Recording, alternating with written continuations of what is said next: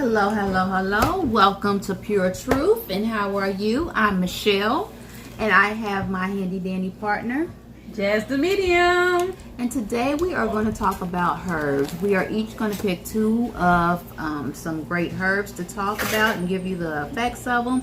Just a little disclaimer, we are not healthcare professionals, so anything that we say you can do at your own risk, but this is just more like just kind of giving you a little taste of what herbs can do. I am studying to be a master herbalist. I haven't received my license yet, but it is in the works. So So happy for her. thank you. So I am going to let Jazz go first. She's going to talk about, what you got? Mother's wort. Motherwort, and I've got lemongrass. Oh, I need my book. Oh, your herbalist book. Okay. Yeah, which one? Thank you. The green one. The green one. There you go, ma'am. Thank you. Okay. Now, the first herb I want to talk about, I won't speak long on this one, is motherwort. Motherwort is known to calm the heart. It also relieves anxiety and reduces menstrual cramping. It also relieves hot flashes and increases appetite. Of course, I don't want nothing to increase appetite. But if you have issues with like menstrual cramping or anything like that, this is a good herb to use. Different ways you can use it is that you can always steep it and drink it, like in the tea. Also, if you are having like other types of purposes for it, like some people they bathe in certain herbs or anything like that, or some people carry them in satchels. If you're into more practices and stuff like that, they might carry it in a satchel. It just depends on like how you would like to use it. All right. That is motherwort. And I am going to talk about mullein. I don't know if you can see it. The cameras. There it goes. This is mullein. Mullein is very good for respiratory disorders. It treats asthma, coughs, tuberculosis, and it also treats hemorrhoids, burns, bruises, and gout. I need some. Mullein also helps with mucus in the lungs. You can ingest it or you can apply it as a topical agent. You can also smoke it. It also helps treat the scalp maintenance for hair growth. It also treats croup, and kids when you boil it. So if you boil it, you can give it to kids. You can also get the oil from it, derive the oil from it, and then you can treat earache. So it's really good for earaches in the oil form. I also told you that it was a cough suppressant, and it helps treat sore throats, weak lungs. It also is set up as an antiviral, and it's reported to help people with herpes or influenza. It also helps expel unwanted particles being inhaled. So mullein is one of the herbs that are very good because we're all going through this coronavirus situation. So mullein is one of the antiviral herbs that's really good for your lungs. So now that with the COVID-19, all that stuff is going on where they say it affects your lungs and your throat and all that. So mullein is really good to take as an antiviral to help for that. The spiritual side of it is good for protection and courage while sleeping.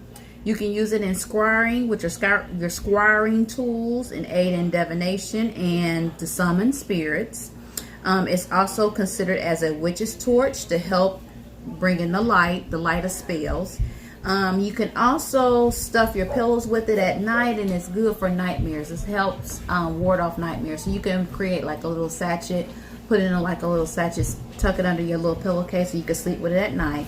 It's also good with astral work. So if you are into, that astral projection travel at nighttime when you go to sleep, it's also good for that.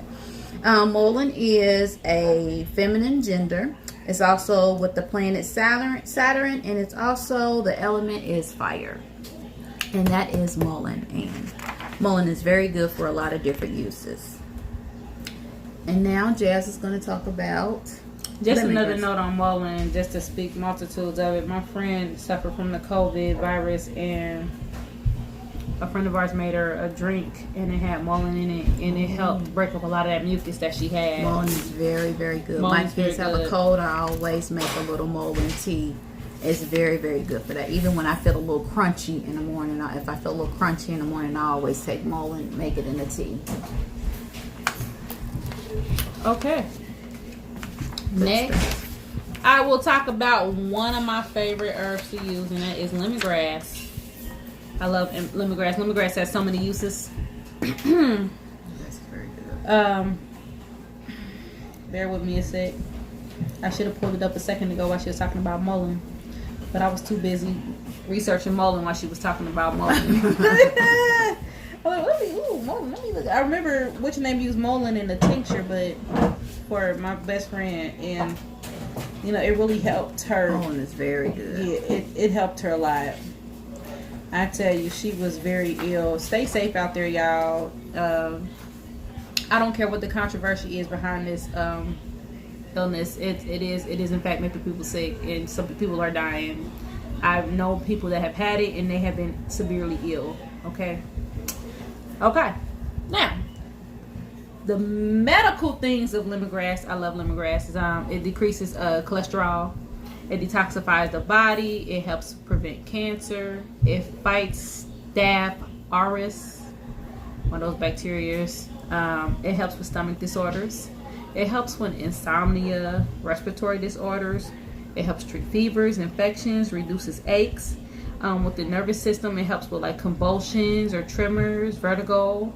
It's good for people with Alzheimer's, diabetes, rheumatism. It boosts immunity, skincare, cellular health, edema, aromatherapy, obesity. It even helps with body odor. So if you funky, funky, spray some lemongrass on. It's also a good insect repellent. I used to keep some at my old house. Like I used to make a little bottle, and one of the ingredients that I put in there was lemongrass. Peppermint oil is another good insect repeller, and I would spread around my windowsills and around my doorways, and it really helped reduce the amount of extra visits that we had. Extra visitors that we had that wasn't invited to the party. It also repels snakes, so like you can plant it around your house and it can keep snakes away. I wonder, like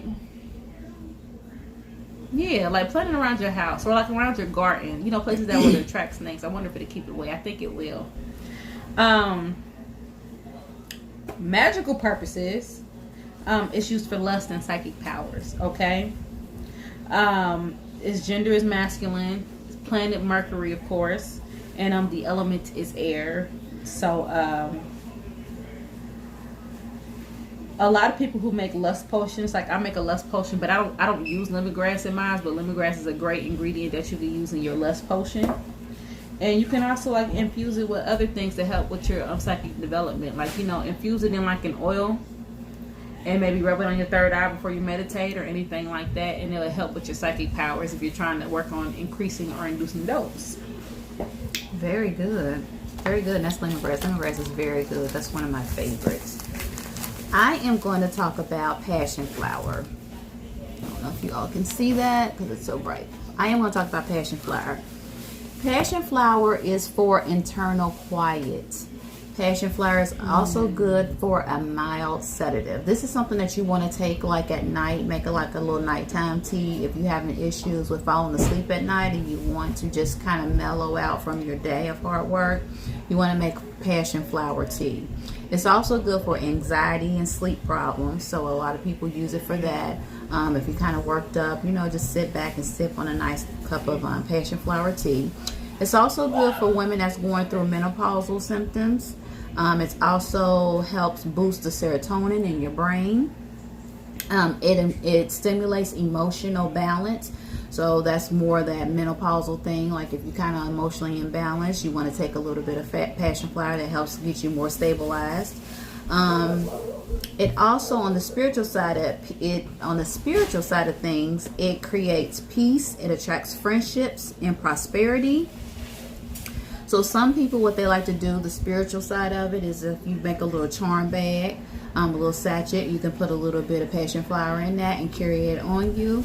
And it helps with prosperity and friendship. It also increases your sex drive. So if you have any issues with that, male or female, if you want to get that going. You also put passion flower in love spells. A lot of people make love oils and love potions. So if you are interested in doing any type of love oils or anything like that, passion flower is a great ingredient, a great herb to infuse inside of your love spells. It's also for calming of the mind. Calming, like I said, like a long hard day, you want to kind of just mellow yourself out. You want to put a little passion flower tea on. It really calms you and calms your mind. They also use it for protection from disruption of the home. So a lot of people take passion flower and they grow it along their house. They grow along like their fences, and it keeps people grounded, and it keeps your home protected from any type of disruption. So passion flower gender is feminine.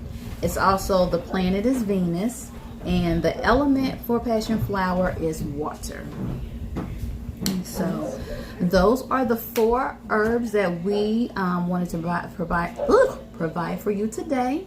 Next week we might do a little something different. We might do maybe herbs and crystal. We're kind of working on that to kind of see where we're going to go with that. But stay tuned for next week, and thank you all for tuning in to Pure Truth. Peace.